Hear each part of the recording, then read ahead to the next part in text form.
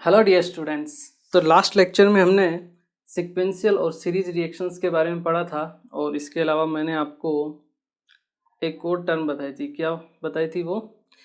कि जब आप दो या दो से अधिक रिएक्टेंट से रिएक्ट करवाते हो और दो या दो से अधिक आपके प्रोडक्ट फॉर्म होते हैं तो हम कैसे प्रोडक्ट की कैलकुलेशन करते हैं कि कौन सा प्रोडक्ट हमारे पास बनेगा। ठीक है ना।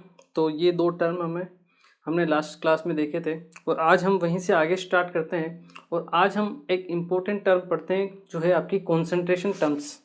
इसमें क्या होते हैं, आपकी बहुत सारी टर्म्स होती है जैसे %W/W, %W/V, मोलेरिटी, मोलेलिटी।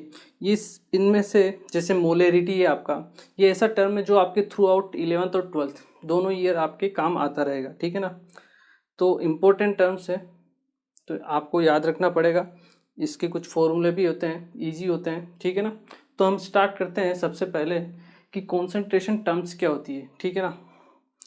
देखिए कॉन्सेंट्रेशन टर्म्स, कॉन्सेंट्रेशन टर्म्स, तो इसको समझने के लिए सबसे पहले हम पढ़ते हैं सॉल्यूशन के बारे में। किसके बारे में? सॉल्यूशन के बारे में, कि सॉल्यूशन होता क्या है। देखिए सॉल्यूशन जो होता है आपका, ये दो चीज़ों से बना होता है या दो कंपोनेंट से मिलकर बना होता है। एक तो होता है आपका इसमें सॉल्वेंट और एक होता है सोल्यूट। एक होता है सोल्यूट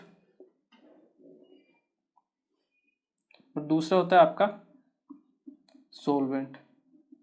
जब दोनों को कंबाइन किया जाता है तभी आपका सॉल्यूशन फॉर्म होता है। ठीक है। अब सोल्यूट क्या होता है? देखिए सोल्यूट की अगर जनरल डेफिनेशन देखा जाए या नॉर्मल जो हमें याद रहते हैं कि जब भी एक सॉल्यूशन बनता है, सॉल्यूशन बनता कैसे? जैसे आप सॉल्वेंट के अंदर सोल्यूट को मिक्स करते हो तो आपका सॉल्यूशन फॉर्म होता है। जैसे आपने पानी लिया और पानी में शुगर डाली तो आपका शुगर सॉल्यूशन बनता है। इसका मतलब उसमें जो सोल्यूट है वो है आपका शुगर और जो आपका सॉल्वेंट है वो है आपके वाटर मॉलिक्यूल। ठीक है। तो जनरली वो कंपोनेंट जो कम क्वांटिटी में अवेलेबल होता है उसे हम क्या बोलते हैं? सोल्यूट। और जो कंपोनेंट ज़्यादा या फिर लार्ज अमाउंट में अवेलेबल होता है उसे हम क्या बोलते हैं? सॉल्वेंट। तो हम क्या कह सकते हैं? द अमाउंट और the component which is generally present in less quantity, उससे हम क्या बोलते हैं? सोल्यूट बोलते हैं। और सॉल्वेंट हम किसे बोलते हैं? इसमें क्या होता है, जो कंपोनेंट होता है वो लार्ज अमाउंट में होता है। The component which is generally present in large quantity, जो आपके लार्ज क्वांटिटी में अवेलेबल होता है उसे हम क्या बोलते हैं? सॉल्वेंट बोलते हैं। ठीक है। जैसे जैसे मैं आपको बोलूँ 5 ग्राम, आपको 5 ग्राम दिया हुआ है शुगर। ठीक है। और इसको आपने डिज़ोल्व किया 100 ml या फिर 100 ml वाटर में। ठीक है। ये आपका जनरल टर्म है। ठीक है। 5 ग्राम शुगर को आपने डिज़ोल्व किया 100 ml वाटर के अंदर। ठीक है। अब इसमें सोल्यूट क्या होगा? बिल्कुल सही, ये आपका सोल्यूट होगा। क्यों? क्योंकि ये कम है। और ये आपका सॉल्वेंट होगा। क्यों? क्योंकि ये ज़्यादा अमाउंट है। इजी है। लेकिन देखिए यहाँ पे हमने क्वांटिटी जो है किस प्रोपोर्शन में वो फिक्स नहीं की है। वैसे जनरली अगर आप सोल्यूट की जो स्टेट होती है, अगर ये भी सॉलिड है और सॉल्वेंट भी सॉलिड है तभी आप उनका कंपैरिजन कर सकते हो। जैसे अगर मैं आपको बोल दूं यहाँ पे 500 ग्राम या 500 किलोग्राम शुगर है और इसको हमने डिज़ोल्व किया है 100 ml वाटर में, तो आपके सोल्यूट क्या होगा? तो आप सोल्यूट क्या किसको कहोगे? वाटर को, जो 100 ml है। और सॉल्वेंट क्या होगा? 500 kg। बात कुछ जम नहीं रही है ना। 500 kg में हमने क्या किया? 100 ml पानी को मिलाया। जबकि इक्वेशन आपकी जो डेफिनेशन है वो क्या कहती है जो कम क्वांटिटी में अवेलेबल है उसे हम क्या बोलते हैं, सोल्यूट, और जो ज़्यादा क्वांटिटी में अवेलेबल है उसे हम क्या बोलते हैं, सॉल्वेंट। लेकिन आज तक आपने यही पढ़ा होगा और यही सीखा है कि आप शक्कर को पानी में घोलते हो, ना कि पानी को शक्कर के अंदर घोलते हो, ठीक है ना। ऐसा कभी नहीं होता है, ठीक है ना। इस कंडीशन में भी क्या होगा, ये जो कंडीशन अप्लाई होती है आपकी, ये कंडीशन तभी अप्लाई होगी जब आपका जो फाइनल सॉल्यूशन बनता है उसकी जो स्टेट होती है वो, अगर आपकी जो सॉल्वेंट की स्टेट होती है वो आपकी सेम होनी चाहिए। जैसे जब आप 5 ग्राम शुगर को मिक्स करते हो 100 ml वाटर में, तो आपको जो सॉल्यूशन बनता है, सॉल्यूशन, उसकी जो स्टेट होती है वो कौन सी होती है, आपकी लिक्विड स्टेट, लिक्विड स्टेट। और आपका जो सॉल्वेंट है वो भी किस स्टेट में है, सॉल्वेंट भी आपका लिक्विड स्टेट में, ये सही है, ठीक है। सेकंड में क्या है, आपका जब वाटर मिक्स करोगे आप सॉल्यूशन में, तो क्या होता है, जहाँ जहाँ वो पानी मिक्स होगा, जहाँ जहाँ आपका पानी मिक्स होगा शुगर में, वहाँ वहाँ पे जो सॉल्यूशन बनेगा उसकी स्टेट क्या होगी, लिक्विड ही होगी। तो आपकी जो फाइनल स्टेट होगी सॉल्यूशन की वो क्या होगी, लिक्विड स्टेट। कंप्लीट नहीं होगी, लेकिन जहाँ जहाँ पानी पड़ा हुआ है शुगर के अंदर, वो जो स्टेट होगी वो क्या होगी, आपकी लिक्विड होगी। तो आपका जो सॉल्वेंट है वो भी लिक्विड है, और ये जो फाइनल सॉल्यूशन बना है उसकी स्टेट भी क्या है, लिक्विड है। दोनों स्टेट आपकी सेम है, तो ये आपका सॉल्वेंट होगा, और ये जो आपका है शुगर, ये हमेशा क्या होगा, आपका सोल्यूट ही रहेगा। कोई डिफेक्ट या कोई फर्क नहीं पड़ता है कि आप 5 ग्राम लो या 5 किलोग्राम लो, कोई फर्क नहीं पड़ता। अगर आपके सॉल्वेंट की फाइनल सॉल्वेंट की जो स्टेट है वही स्टेट आपके जो सॉल्यूशन की है, तो आपका सॉल्वेंट जो सॉल्यूशन जो होगा, अगर लिक्विड है तो आपका जो सॉल्वेंट होगा वो भी लिक्विड ही होगा, वो सॉलिड नहीं होगा, ठीक है। आपका अगर फाइनल सॉल्यूशन अगर लिक्विड है तो आपका जो सॉल्वेंट होगा वो भी लिक्विड होगा, ठीक है। और जो लिक्विड होगा वही आपका सॉल्वेंट होगा। जैसे अगर आपका फाइनल सॉल्यूशन क्या है, सॉलिड है, तो उस कंडीशन में आपका सॉल्वेंट भी सॉलिड होगा, ठीक है। वो चीज़ है जो आपको याद रखनी है कि जो फाइनल स्टेट होती है वो सॉल्यूशन और सॉल्वेंट दोनों की क्या होती है, सेम होती है, ठीक है ना। तो ये आप नोट कीजिए। फिर इसके ऊपर मैं एक पॉइंट आपको और बता देता हूँ। देखिए, ये आप आई थिंक आपने नोट कर लिया होगा। तो ये जो कंडीशन थी सोल्यूट और सॉल्वेंट की, कब अप्लाई होती है, या आप अगर जगह है तो लिख भी सकते हो यहाँ पे साइड में, कि ये जो कंडीशन होती है तभी अप्लाई होती है, valid only if solute, solvent and solution have same physical state, same physical state, ठीक है। तभी आप कंपेयर कर सकते हो, किससे, सोल्यूट और सोलवेंट की क्वांटिटी से आप कंपेयर करना है आपको। तो आप कंपेयर कीजिए तभी जब आपके सोल्यूट, सोलवेंट और सॉल्यूशन तीनों की फिजिकल स्टेट क्या हो, सेम हो, ठीक है ना। दूसरी बात, यहाँ से हमारे पास सॉल्वेंट की एक और नई डेफिनेशन आ गई, ठीक है ना। ये तो ये डेफिनेशन थी, इसके अलावा सॉल्वेंट की एक और डेफिनेशन आ गई हमारे पास, कि सॉल्वेंट वो कंपोनेंट होता है जो लार्ज अमाउंट में तो होता ही है, लेकिन साथ ही साथ इस यहीं पे हम ऐड करके भी लिख सकते हैं, या आप साइड में भी लिख सकते हो, and solvent have the same physical state as that of solution। तो आपके जो सॉल्यूशन की फिजिकल स्टेट होती है वही फिजिकल स्टेट किसकी होती है, सॉल्वेंट की। कोई फर्क नहीं पड़ता कि सॉलिड है, लिक्विड है, क्या है। सॉल्यूशन की फाइनल जो सॉल्यूशन है उसकी फिजिकल स्टेट देखो, ठीक है, वो पता पड़ गया अगर लिक्विड है। तो आपके सोल्यूट और सॉल्वेंट में जो आपका लिक्विड है, वो सॉल्वेंट होगा, और दूसरा वाला सोल्यूट होगा, ठीक है। अब बात आती है कि अगर आपके तीनों की फिजिकल स्टेट सेम हो तब क्या करना है, तो वो भी देख लेते हैं। एक बार आप इसे नोट करो, वो भी देख लेते हैं हम, ठीक है। देखिए, अब अगर मान लो आपके जो फिजिकल स्टेट है वो सेम है, किसकी, सॉलिड, सोल्यूट, सॉल्वेंट और सॉल्यूशन जो आपके बना है तीनों की फिजिकल स्टेट सेम है, तो उस कंडीशन में हम नॉर्मल क्वांटिटी से ही मैच कर लेंगे, ठीक है। जैसे आपका 10 ग्राम एथेनॉल है, 10 ग्राम क्या है, एथेनॉल, C2H5OH इसका फॉर्मूला होता है, ठीक है। 10 ग्राम एथेनॉल है, इसको हमने मिक्स किया है 100 ग्राम, या फिर लिक्विड है तो हम ml ले लेते हैं, ठीक है ना, 100 ml वाटर में हमने इसको क्या किया, मिक्स किया। इस कंडीशन में आप बताइए सोल्यूट क्या है और सोलवेंट क्या है। जो कम है वो तो है आपका सोल्यूट, और जो लार्ज क्वांटिटी में वो क्या है आपका सोलवेंट। तो अगर सेम फिजिकल स्टेट है तो कोई दिक्कत ही नहीं है, ठीक है। ऐसे अमाउंट से आप पता लगा सकते हो, लेकिन फिजिकल स्टेट डिफरेंट है तो आपको दिक्कत है। तो आपको देखना है सॉल्यूशन की तरफ कि सॉल्यूशन की फिजिकल स्टेट क्या है। तो जो सॉल्यूशन की फिजिकल स्टेट होगी वही किसकी फिजिकल स्टेट होगी, सोलवेंट की। वहाँ से हमें सोलवेंट मिल जाएगा, बचा हुआ आपका सोल्यूट रहेगा। अगर मैं यहाँ पे 100 ml एथेनॉल ले लेता हूँ और 10 ml वाटर ले लेता हूँ, तब क्या होगा आपका सोल्यूट सोलवेंट, तब ये आपका सोल्यूट हो जाएगा वाटर, और ये आपका क्या हो जाएगा सोलवेंट। अब कोई ना कोई सोच रहा होगा कि अगर दोनों 50-50 हो जाए तो क्या होगा।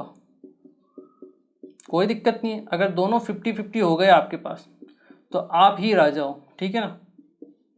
आप जिसे चाहे सोल्यूट ले लीजिए, जिसे चाहे सोलवेंट ले लीजिए, कोई फर्क नहीं पड़ता है, ठीक है ना, कोई फर्क नहीं पड़ता है, दोनों इक्वल अमाउंट में है।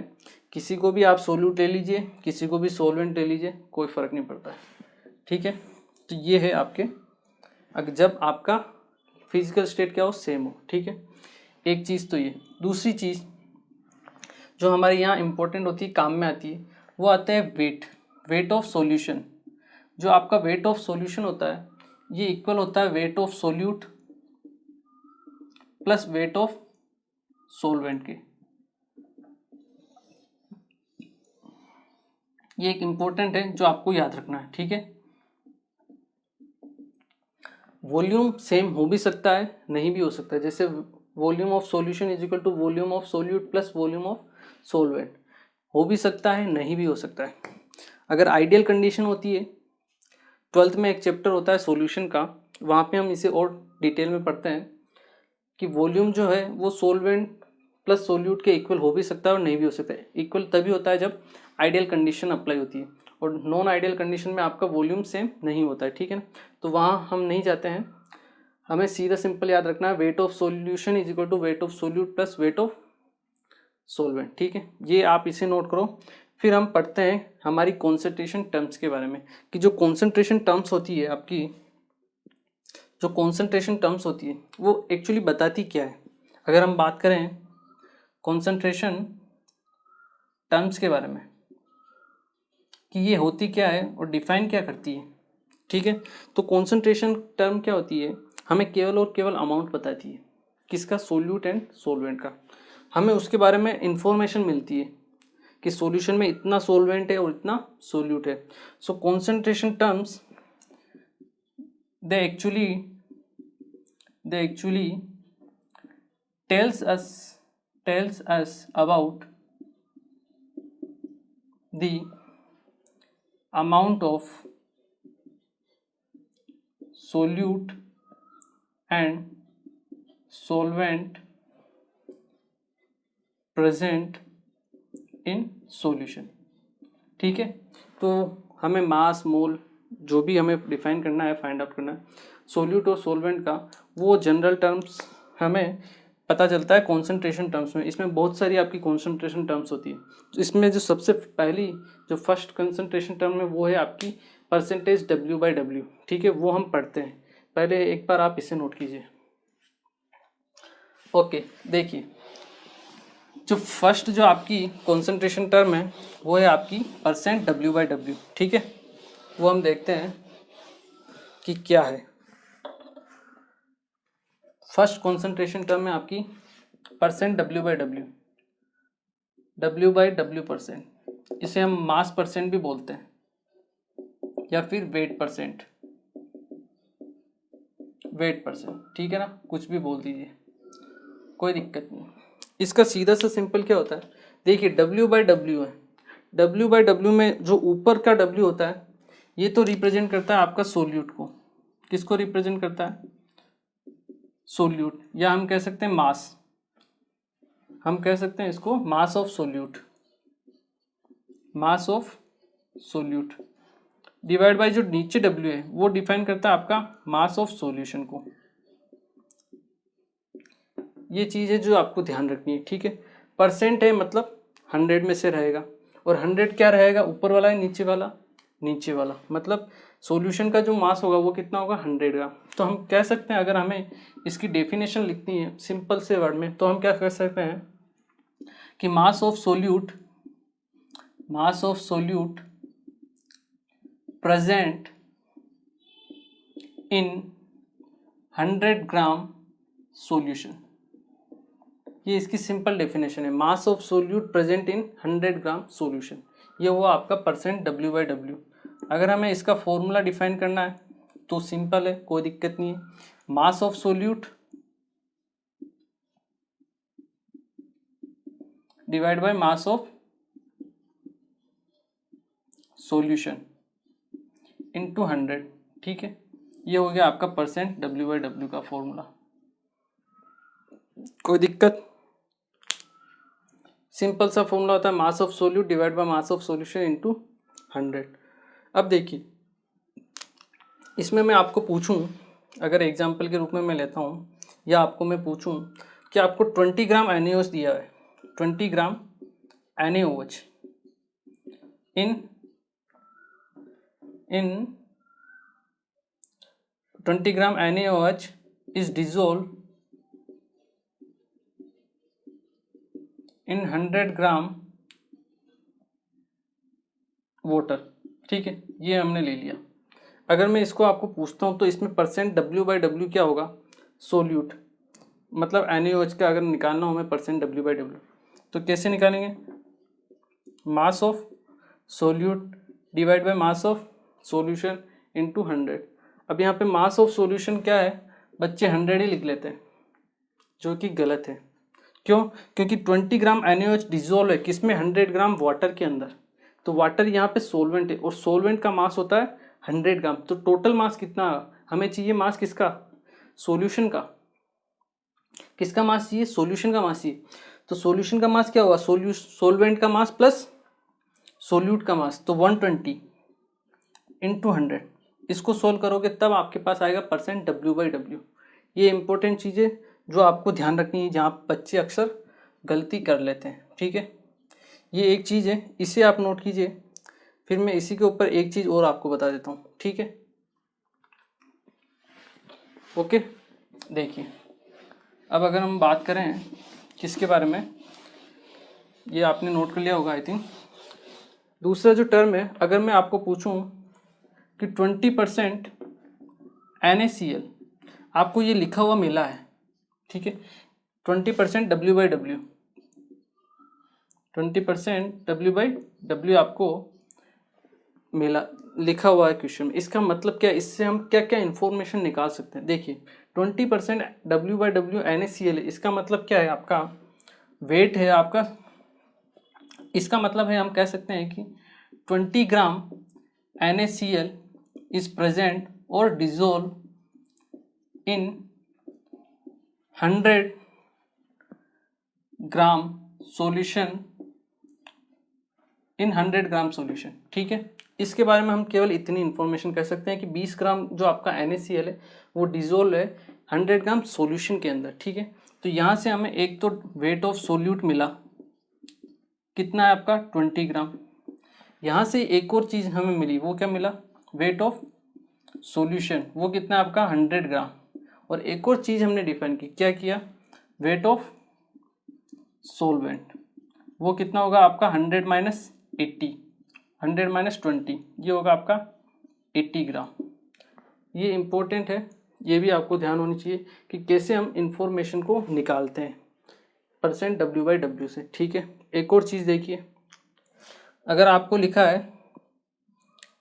20 ग्राम सॉल्यूशन ऑफ 20% W/W, ठीक है ना, ये हमारे लिए सही रहेगा। अगर आपको ऐसा इन्फॉर्मेशन दी हुई है, इससे हम क्या इन्फॉर्मेशन निकाल सकते हैं? 20 ग्राम आपके सॉल्यूशन है, ठीक है, लेकिन परसेंट है कितना, 20/20% है वेट बाय वेट। तो इसमें से अगर हमें आपका वेट निकालना है किसका, सोल्यूट का, तो वो कितना होगा, 20 ग्राम का 20% होगा, ठीक है ना। तो 20 ग्राम, तो ये वाला, इसका 20% होगा आपका वेट बाय सोल्यूट, ये होगा आपका 4 ग्राम। देखिए अगर आपका 100 ग्राम होता, 20% W/W का मतलब क्या है, 20 ग्राम मास है सोल्यूट का। अब अगर सोल्यूशन का मास कितना है, 100 ग्राम, अब सोल्यूशन का मास कितना दिया हुआ है, 20 ग्राम, तो सोल्यूट का मास कितना होगा, उसका डिवाइड बाई 5, मतलब 20/5 मतलब 4 ग्राम, ठीक है। और W आपका सोलवेंट का जो मास होगा बचा हुआ, वो कितना होगा, 20 - 4 कितना होगा, 16 ग्राम, ठीक है ना। तो ये इन्फॉर्मेशन भी आपको निकालनी आनी चाहिए, ठीक है। तो ये 2-3 टाइप की स्टेटमेंट है जो क्वेश्चंस में अक्सर यूज आते हैं, तो ये आपको ध्यान होने चाहिए, ठीक है। ये है आपका फर्स्ट टर्म क्या है, परसेंटेज W/W, ठीक है। एक बार आप इसे नोट कीजिए, फिर हम पढ़ते हैं परसेंट W/V के बारे में, ठीक है ना। वो भी इसके जैसा ही है, सेम है। यहाँ पे W की जगह नीचे क्या आ जाएगा, V मतलब वॉल्यूम, ठीक है। एक बार आप इसे नोट कीजिए। ओके, तो आई होप ये आप लोगों ने नोट कर लिया होगा। अब हम पढ़ते हैं हमारी सेकंड टर्म, वो है आपकी परसेंट W/V। क्या है आपकी, परसेंट W/V। सेकंड जो आपकी टर्म है वो है आपकी परसेंट W/V, ठीक है।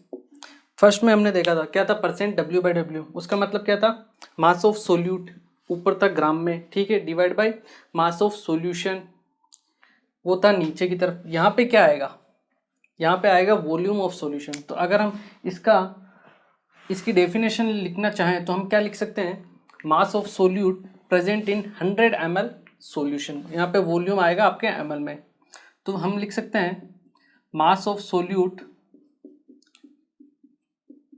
Present in 100 ml solution. देखिए हम क्या परसेंटेज टर्म में पढ़ रहे हैं, ठीक है ना, तो जितने भी परसेंटेज टर्म में आएगी वो उसमें 100 से कैलकुलेशन होगी, ठीक है ना।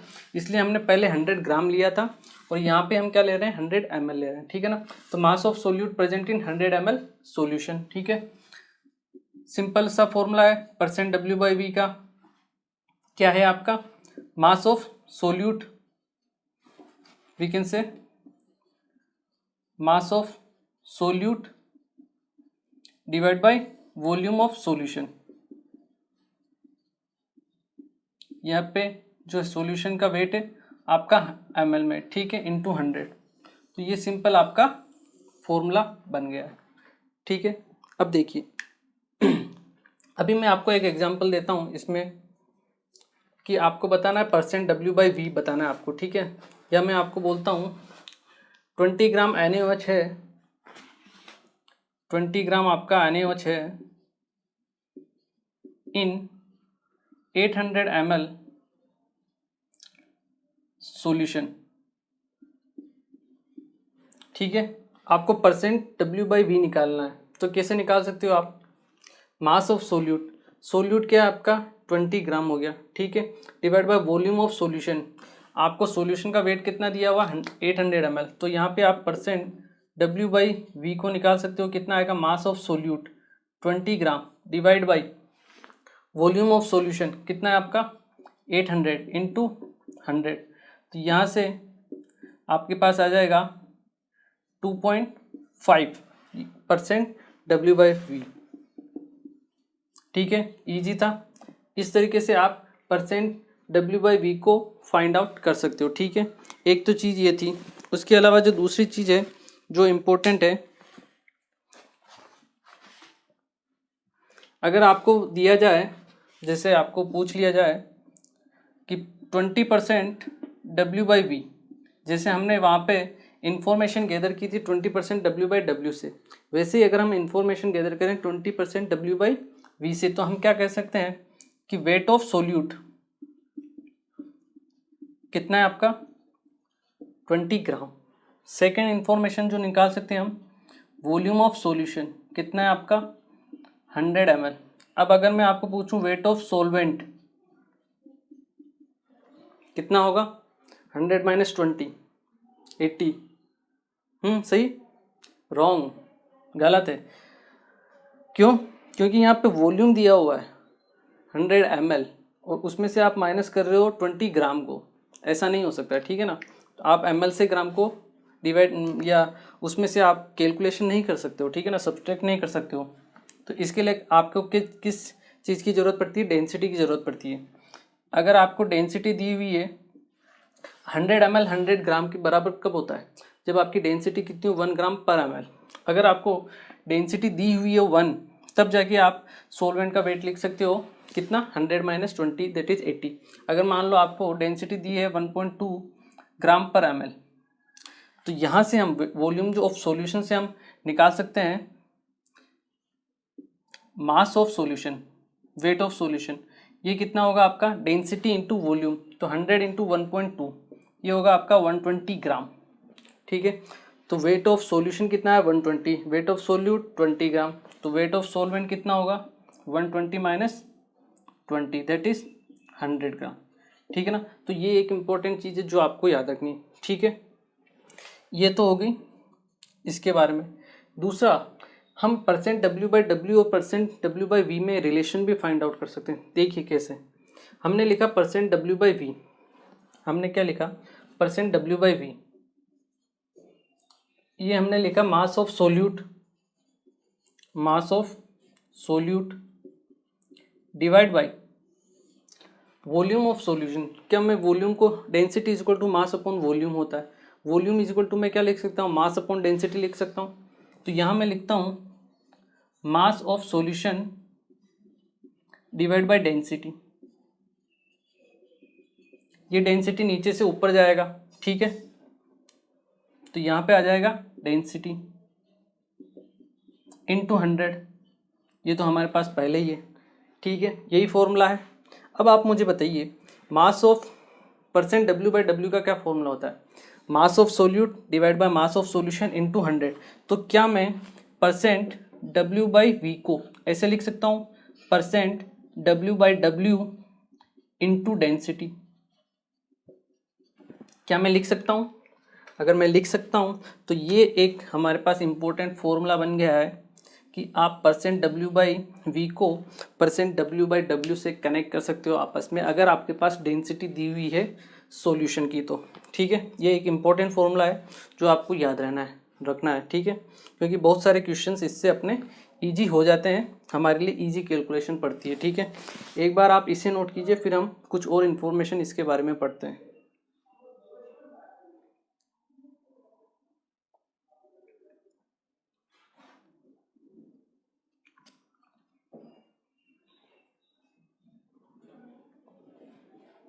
देखिए ये तो हुई आपके परसेंट W/W, ठीक है, और W/V एक थर्ड टर्म ही होती है, वो होती है आपके परसेंट, जो थर्ड टर्म होती है वो होती है आपके परसेंट V/V। ये हमारे उतना ज़्यादा इम्पोर्टेंट नहीं होती है और ज़्यादा काम भी नहीं आती है, ठीक है ना। फिर भी हम इसको एक बार पढ़ लेते हैं कैसे हमें परसेंट को निकालना है, ठीक है। जो हमने दो फॉर्मूला निकाले उसी के बेसिस पे हम इसका भी फॉर्मूला बना सकते हैं, ठीक है ना। ऊपर क्या आएगा वॉल्यूम ऑफ सोल्यूट, नीचे क्या आएगा volume of solution in 100 ml। Simple है, we can say volume of solute present in 100 ml solution. ये हो गई इसकी डेफिनेशन। फॉर्मूला निकलना हो तो परसेंट V/V क्या होगा volume of solute divide by volume of solution into 100। ये फॉर्मूला इतना ज़्यादा हमारे यूज़ में नहीं आता है न्यूमेरिकल्स में, लेकिन जो लास्ट वाले फॉर्मूले थे परसेंट W/W और परसेंट W/V ये हमारे लिए इम्पोर्टेंट है, ठीक है, तो वो हमें ज़्यादा याद रखने। इसको भी एक बार नोट कर लीजिए आप। फिर जो हम ये तो आपकी थर्ड प्रॉपर्टी थी, या थर्ड इसको आप मान सकते हो फॉर्मूला या कॉन्सेंट्रेशन टर्म। अब हम फोर्थ कॉन्सेंट्रेशन टर्म पढ़ते हैं, वो है आपकी मोलेरिटी। मोलेरिटी क्या होती है और उसे हम कैसे डिफाइन करते हैं, वो एक इम्पोर्टेंट टर्म है, ठीक है। एक बार आप इसे नोट कर लीजिए। ओके, देखिए अब हम पढ़ते हैं मोलेरिटी के बारे में कि मोलेरिटी क्या होती है और उसको हम कैसे डिफाइन करते हैं, ठीक है ना। फोर्थ जो कॉन्सेंट्रेशन टर्म है आपकी, वो है आपकी मोलेरिटी, ठीक है, MOLARITY। इसको हम कैपिटल M से डिनोट करते हैं, ठीक है, कैपिटल M से। मोलेरिटी, मोलेरिटी का मतलब क्या होता है, अगर हम बात करें इसका सीधा सा सिंपल सा फॉर्मूला होता है, या इसके अगर हम डेफिनेशन के बारे में देखें तो हम कह सकते हैं number of moles of solute, number of moles of solute present या डिजोल्व इन 1 लीटर सॉल्यूशन, ठीक है। आपके 1 लीटर सॉल्यूशन में सोल्यूट के कितने मोल्स प्रेजेंट है, वही होती है आपकी मोलेरिटी। सीधा सा सिंपल सा फॉर्मूला है, मोलेरिटी इज इक्वल टू क्या होगा, moles of solute, moles of solute divide by volume of solution. यहाँ पे आपको ये चीज़ याद रखनी है कि जो वॉल्यूम होगा ये हमेशा लीटर में आएगा, ठीक है ना। हम जो कॉन्सेंट्रेशन टर्म पढ़ रहे थे परसेंटेज वाली, उसमें हमने वॉल्यूम लिया था 100 में, क्योंकि वो परसेंटेज में था, वो हम 100 से कैलकुलेट करते हैं। लेकिन मोलेरिटी में आपको याद रखना है कि वॉल्यूम जो आपको लेना है लीटर में लेना है। अगर आपको ml में दिया हो तो उसको लीटर में कन्वर्ट करना है, या फिर इसी फॉर्मूले को हम ऐसे भी लिख सकते हैं कि moles of solute divide by volume of solution. अगर आपको सॉल्यूशन ml में दिया हुआ है तो लीटर को ml में बदलने के लिए आप क्या करते हो, डिवाइड करते हो, यहाँ से डिवाइड होके कहाँ जाएगा आपके पास, ऊपर। ये आपका एक और फॉर्मूला हो जाएगा। इसके लिए अगर आपको वॉल्यूम में दिया हुआ, मतलब वॉल्यूम दिया है मिलीलीटर में, तो ठीक है, ये एक और फॉर्मूला आपके इम्पोर्टेंट हो जाएगा, काम हो जाएगा, ठीक है। अगर इसके ऊपर बेस्ड में आपको एक एग्जांपल करवाऊं कि आपको कैलकुलेट करनी है मोलेरिटी, कि कैलकुलेट मोलेरिटी ऑफ 20 ग्राम NaOH। आपकी क्या है, 20 ग्राम NaOH दिया हुआ है इन 800 ml सॉल्यूशन। क्या होगा मोलेरिटी, सिंपल। सबसे पहले तो आपको मोल्स निकालने हैं NaOH के। मोल्स क्या होगा, मास अपॉन मोलर मास, तो 20 डिवाइड बाई 40, ये तो आ गया आपके पास moles, divide by volume. Volume किस में दिया हुआ है, 800 ml में दिया हुआ है, वही काम में ले लो, या फिर आप इसे लिखो 0.8, कोई दिक्कत नहीं। ये क्या हो जाएगा आपके पास 1/2 इंटू 0.8, ये हो जाएगा आपके पास 1/1.6 m। यही क्या है आपकी सॉल्यूशन की मोलेरिटी, ठीक है। इसको आप और अगर पॉइंटों में भी करना चाहो तो ये हो जाएगा 10/16। 10/16 आपके पास क्या होता है, 0.6 के आसपास आएगा, ठीक है ना, 0.6 m, ये आपके पास आंसर हो जाएगा, ठीक है। तो ये सिंपल है मोलेरिटी, और मोलेरिटी को क्या हम कैसे डिफाइन करते हैं, ठीक है। एक चीज़ तो ये, दूसरी चीज़ इसी फॉर्मूले से हम एक और, इसी फॉर्मूले को हम एक और टाइप में भी पढ़ सकते हैं। वो कैसे, कि moles of solute is equal to, यहाँ से हम m इज इक्वल टू है आपके पास moles of solute divide by volume of solution. यहाँ से अगर हम मोल्स ऑफ सोल्यूट निकालें तो वो होगा आपके पास मोलेरिटी इंटू वॉल्यूम ऑफ सॉल्यूशन, क्योंकि जो मैक्सिमम क्वेश्चन होते हैं उनमें आपको वॉल्यूम और मोलेरिटी दी हुई रहती है, तो वहाँ से आपको मोल्स निकालने होते हैं सोल्यूट के, तो वो हम यहाँ से निकाल सकते हैं। कैसे, कि आपके moles of solute, moles of solute ये किसके इक्वल होंगे, आपके मोलेरिटी इनटू वॉल्यूम ऑफ सॉल्यूशन के, वॉल्यूम ऑफ सॉल्यूशन, ये आपका लीटर में, ठीक है। तो इस तरीके से हम मोल्स फाइंड आउट कर सकते हैं, मोलेरिटी इनटू वॉल्यूम ऑफ सॉल्यूशन में, ठीक है। यहाँ से तो आपको मिलेंगे मोल्स किसके, सोल्यूट के। अगर आपको मिली मोल्स निकालने, क्या निकालने, मिली मोल्स। मिली का मतलब क्या होता है आपको पता होगा, 1 मिली मोल, 1 मिली मोल इज इक्वल टू होगा आपके पास 10⁻³ मोल।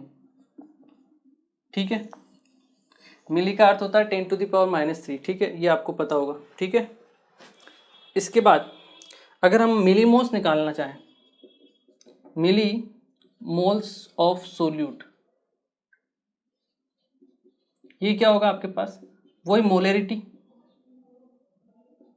इनटू यहाँ पे जो वॉल्यूम आ जाएगा अब वो किस में आ जाएगा आपका, मिलीलीटर में। ठीक है, तो ये एक और फॉर्मूला हो जाएगा आपके पास मिली मोल्स निकालने के लिए। अगर आपको वॉल्यूम दिया है लीटर में तो मोल्स आ जाएंगे, मिलीलीटर में दिया है वॉल्यूम तो मिली मोल्स आ जाएंगे, कोई दिक्कत नहीं है। ठीक है, इसको भी इम्पोर्टेंट है, ये भी आपको याद रखना है। ठीक है, इसके ऊपर अगर मैं आपको एक क्वेश्चन करवाऊँ तो आप मुझे निकालिए। अगर मैं आपको एक एग्जांपल देता हूँ इसके ऊपर, तो आप मुझे बताइए, कैलकुलेट क्वेश्चन में लिखता हूँ, calculate the mass of CH3COOH। आपको क्या फाइंड आउट करना है, मास फाइंड आउट करना है CH3COOH का। ठीक है, of 0.5 molar in 500 ml solution. ठीक है, आपको मास फाइंड आउट करना है CH3COOH का 0.5 m। 0.5 m कैपिटल लिखा हुआ है, इसका मतलब क्या है, मोलरिटी, मोलर है ये। ठीक है, इसकी मोलरिटी कितनी है, 0.5 है। 500 ml सॉल्यूशन में आपको फाइंड आउट करना है। ठीक है, एक बार नोट कीजिए और बताइए मुझे। ठीक है,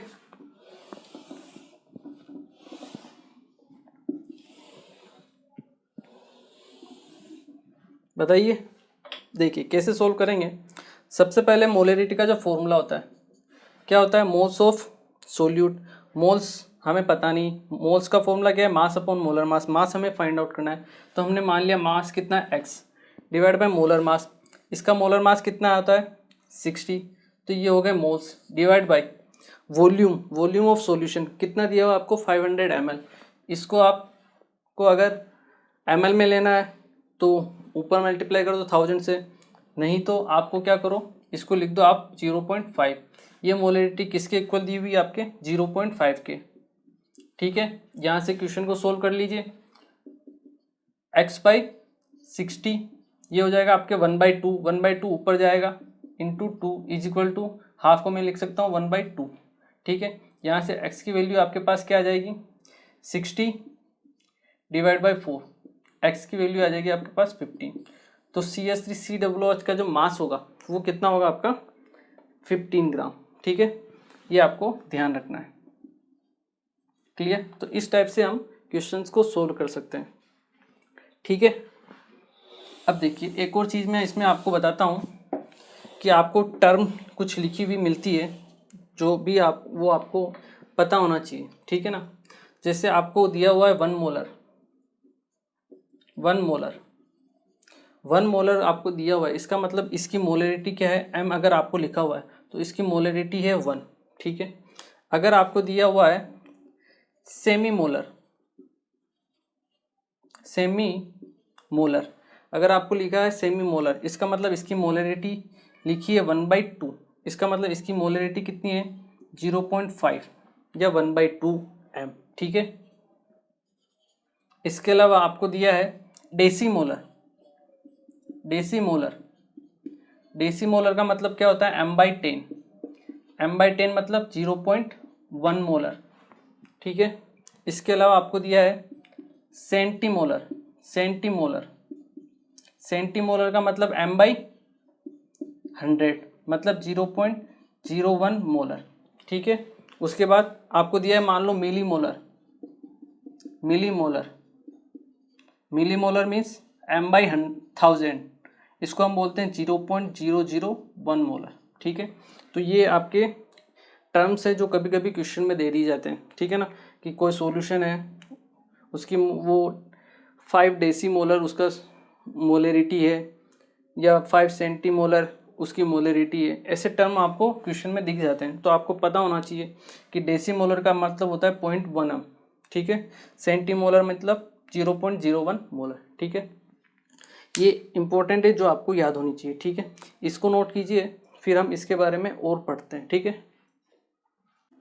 ओके, देखिए अब हम पढ़ते हैं जो मोलरिटी है उससे हम उसका रिलेशनशिप हम देखते हैं किसके साथ, परसेंट W/W और परसेंट W/V के साथ।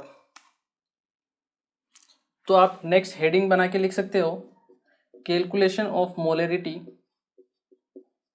Calculation of molarity from percent W/W और परसेंट W/V, W/V, ठीक है।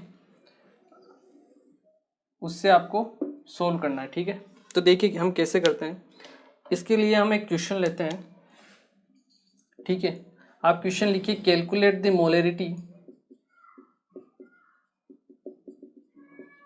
Of the solution. आपको एक सॉल्यूशन की मोलरिटी आपको निकालनी है जिसका आपको परसेंट W/W दिया हुआ है 80, ठीक है, और आपको डेंसिटी दी हुई है 1.2 ग्राम पर ml। आपको ये दो इन्फॉर्मेशन दी हुई है, आपको क्या निकालना है, मोलरिटी निकालनी, ठीक है। अब देखिए, अब इसको हम क्वेश्चन को सोल्व कैसे करते हैं। आपको निकालनी है मोलरिटी, क्या निकालनी है, मोलरिटी। मोलरिटी का फॉर्मूला क्या होता है, मोल्स ऑफ सोल्यूट, ठीक है। सबसे पहले आएगा मोल्स ऑफ सोल्यूट, या मोल्स को हम लिख सकते हैं मास अपॉन मोलर मास। तो हम लिख सकते हैं मास of solute divide by molar mass of solute,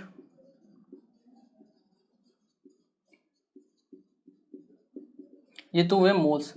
आपके पास डिवाइड में क्या आता है, वॉल्यूम ऑफ सॉल्यूशन, ठीक है, volume of solution in litre में, ठीक है। तो अपने को निकालनी है मोलरिटी। अपने को तीन चीज़ें चाहिए, मास of solute, molar mass of solute और वॉल्यूम ऑफ सॉल्यूशन। देखिए कैलकुलेट करनी है आपको मोलरिटी ऑफ द सॉल्यूशन। ये जो सॉल्यूशन है ये NaOH का है, ठीक है ना, तो NaOH सॉल्यूशन, ठीक है। अब देखिए मोलर मास तो हमें मिल जाएगा, NaOH का 40 होता है। अब हमें चाहिए वॉल्यूम ऑफ सॉल्यूशन।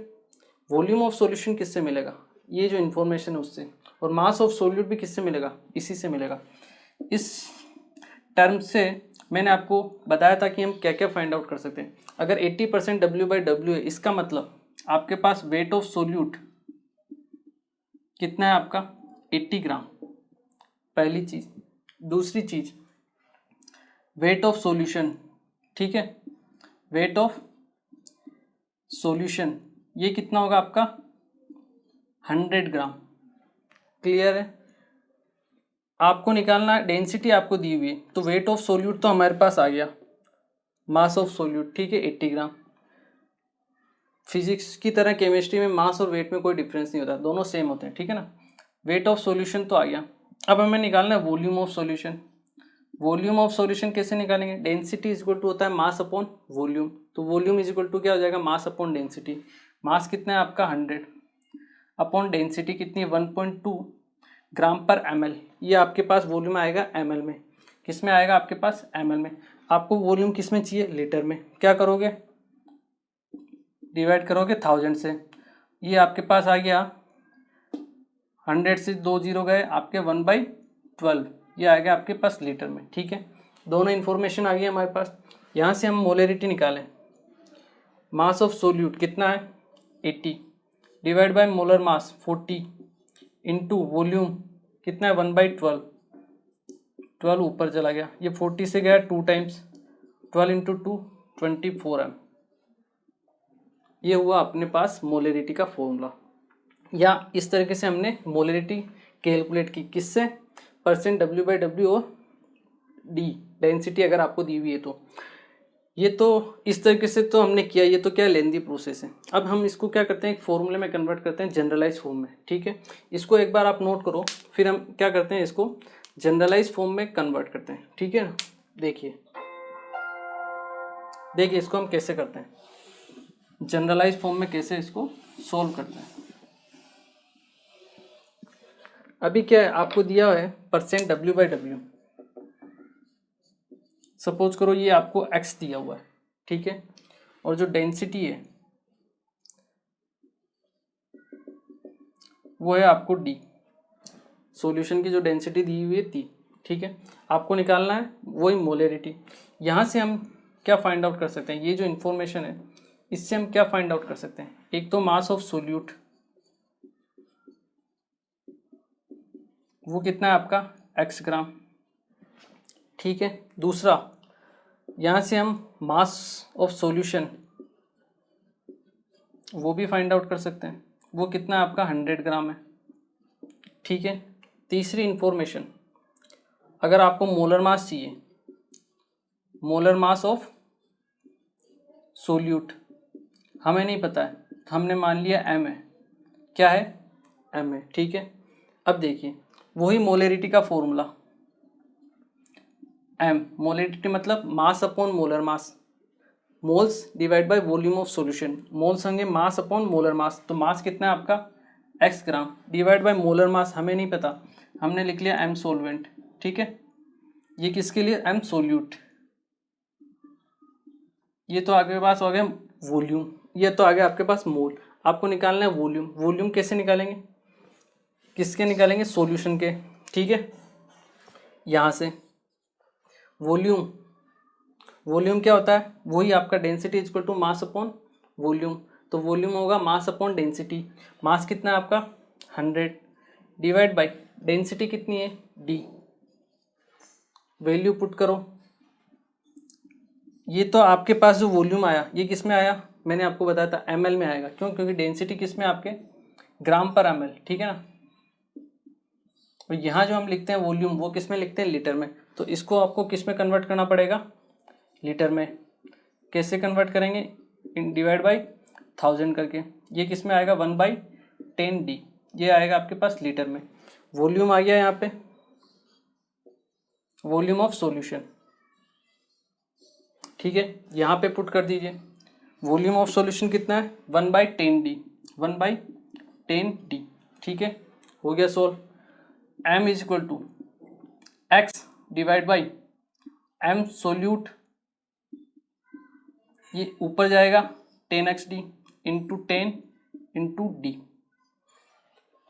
और जनरलाइज फॉर्म में लिखें तो हम लिख सकते हैं m is equal to 10 into x क्या था आपका परसेंट w/w, ठीक है, percent w/w into density divide by molar mass of solute.